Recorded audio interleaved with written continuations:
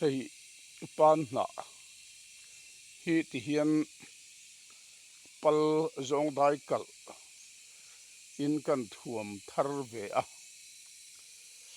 ti hian kan siam ve a hei a chungah hianin kuwa te tum te tin rua te le thingthupui te ani a tin hei han enila atiang hian oi tlana oya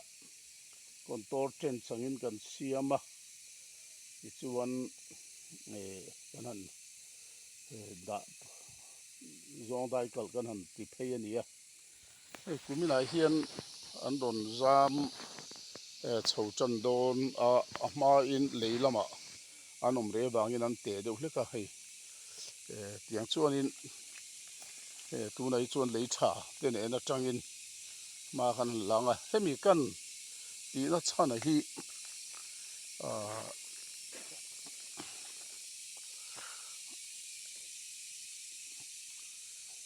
thipui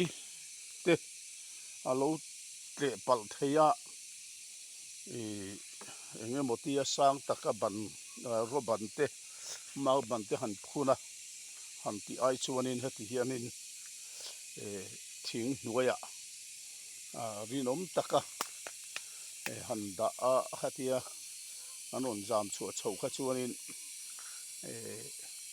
a permanent deuh dawnin kan hria a tin a hran pa a tui kan pek lutuk lo pawhin hahdam deuh pawhin tiang hian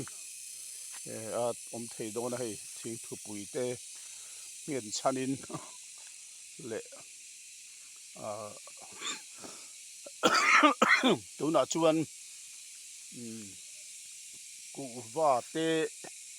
tihan ka phun pheia kuwa te a ban atan tihian ala awm chhawanga tiang chuanin hei len engemaw zat kha thui tak tak siam tur ani dawna tunah hian raru a hman mek a hei helam te pawh hi a pan hna chu tihian han phun nung thliah tawh a tian a len phein kan siam lenga pal in uluk takin